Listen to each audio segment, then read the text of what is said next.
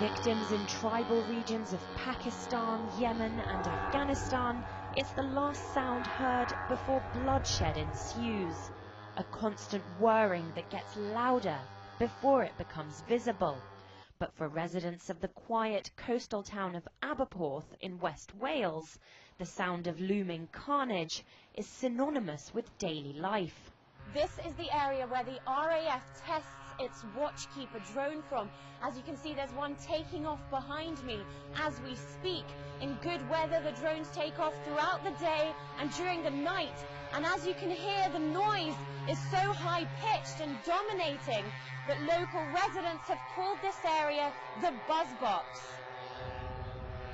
The noise pollution serves as a reminder of the suffering that the unassumingly named unmanned aerial vehicles inflict elsewhere in the world. For local people, the noise is a great disturbance because there's a whining noise and they fly over this area quite regularly. I don't think they're doing something good because they are killing people. Okay, it's a different side that's been killed. The people, the British military are not being killed, but the Afghans are being killed. The Pakistanis are being killed, and the Yemenis are being killed. So killing people is killing people. The Welsh government billed it as a state-of-the-art technology park that would create 400 to 500 much-needed jobs for the community. More broken promises, the reality, a half-deserted site where the Ministry of Defence employs about 30 people to help test the Watchkeeper.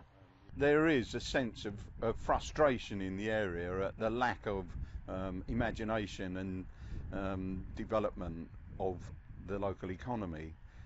Clearly, the UAV technology development here has not delivered jobs to the area. A number of people who were for it in the beginning are now opposed to it because they didn't realise the level of nuisance that there was going to be. They didn't publicise the consultation well enough, and so, you know, I think it was a sham. Those behind the development of drones say it means less soldiers come home from war zones in body bags, but civilian casualties are piling up.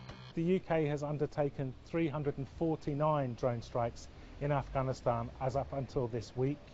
The UK insists that only 4 civilians have been killed in those 349 drone strikes. We know from Pakistan that somewhere around 2,000 to 3,000 people have been killed in the same number of drone strikes.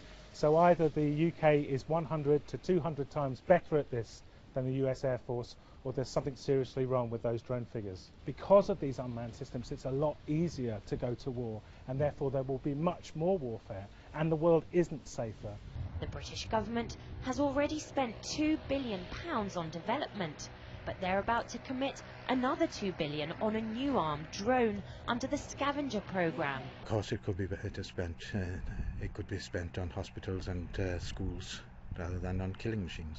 Despite drastic government cuts on welfare spending, financing for the drones isn't up for debate.